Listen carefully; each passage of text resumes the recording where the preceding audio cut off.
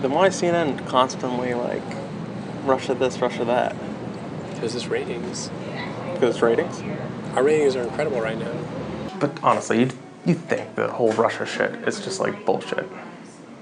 Could be bullshit. I mean, it's mostly bullshit right now. Like, we don't have any big giant proof.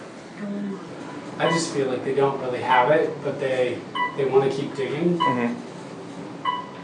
And so I think the president is probably right to say, like, look, you are witch hunting me. Like, you have no smoking gun. You have no real proof. And the CEO of CNN said in our internal meeting, he said, good job everybody covering the climate accords, but we're done with it, let's get back to Russia. Then why CNN constantly like Russia this, Russia that? Because it's ratings. But honestly, you think the whole Russia shit is just like bullshit? It's mostly bullshit right now. Like, we don't have any big giant proof.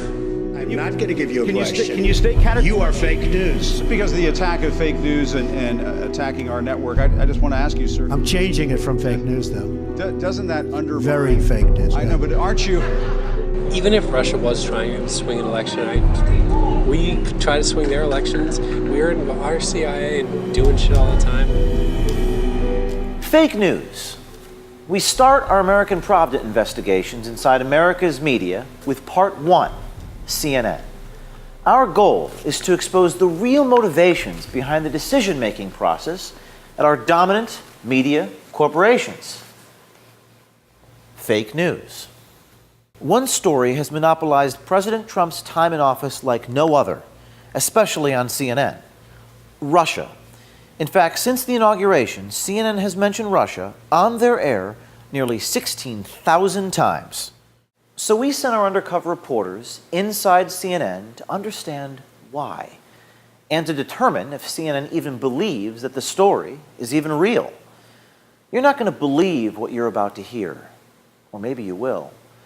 I'd like to introduce you to CNN's supervising producer, John Bonifield, in Atlanta.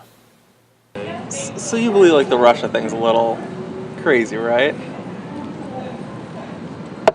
Even if Russia was trying to swing an election, we try to swing their elections. We're in our CIA and doing shit all the time. Like, we're out there trying to manipulate governments. Like, you win because you know the game and you play it right. She didn't play it right.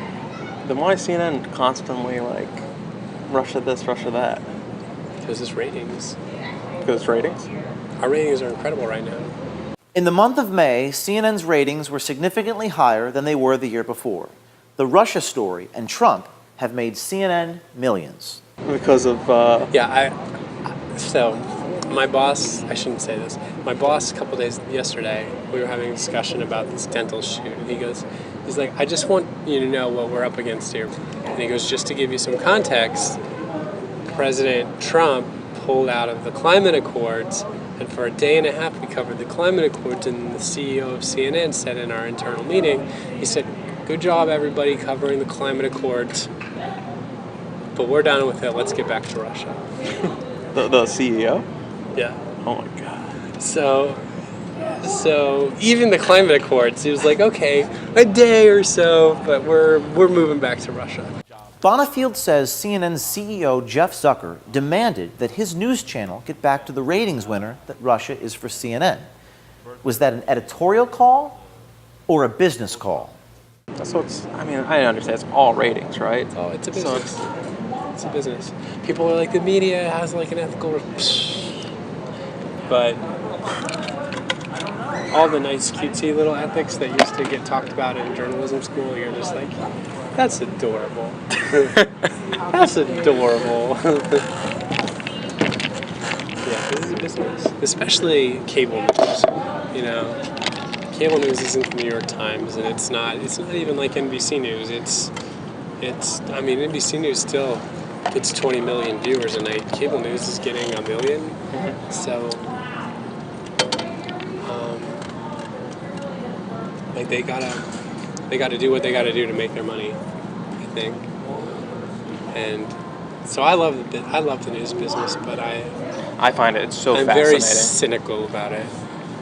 At the same time, so are most of my colleagues. Yeah, it's like I'm not alone. Bonifield has worked for CNN as a journalist and producer for nearly 15 years. He not only gave us a tour of CNN's main newsroom, he gave us a window into the editorial bias and anti-Trump agenda of the organization.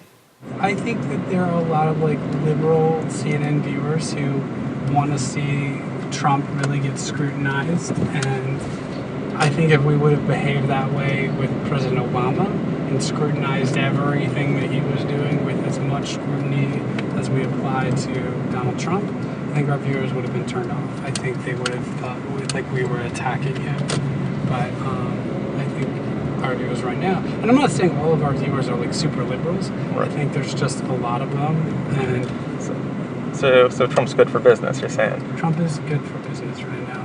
But honestly, you think the whole Russia shit is just like bullshit? Could be bullshit. I mean, it's mostly bullshit right now. Like, we don't have any big giant proof. But then they say, well, there's still an investigation going on. And you're like, yeah. I don't know. If you were finding something, we'd know about it. The way these leaks happen, they'd leak it. They'd leak. If there was something really good, it would leak. Yeah. It would have leaked before voting, I would say. If anything was good out there, it would have came out already. Yeah, the leaks keep leaking, and there's so many great leaks, and it's amazing, and I just refuse to believe that if they had something really good like that, that wouldn't leak, because we've been getting all these other leaks, so I just feel like they don't really have it, but they want to keep digging. Mm-hmm. And so I think the president is probably right to say, like, look, you are witch hunting me, like, you have no smoking gun, you have no real proof. No real proof, he says, and that speaks volumes about today's mainstream media. Bonifield says CNN loves the Russia story not because it's true, but because people want it to be true. They're feeding their audience a false narrative in order to get ratings. Their enthusiasm to report false news is getting the better of them. On Saturday, CNN imposed strict internal restrictions on all future Russia stories after they had to delete and retract a story that was poorly sourced. And yesterday, 3 CNN staffers resigned, victims of fake news. So where does that leave us? The American people are fed up with fake news, and the mainstream media they cannot trust. It's corporate greed, market pressures, managers without integrity, newsroom bosses without courage, journalists who don't even leave their desks. The very purpose of journalism is to expose the world for what it is, not to create false political narratives in order to make money. The American people are frustrated because they have nowhere left to go to get actual information. This is just part 1 of the CNN series. We have so much more that we will bring you on video as our American Pravda investigations continue.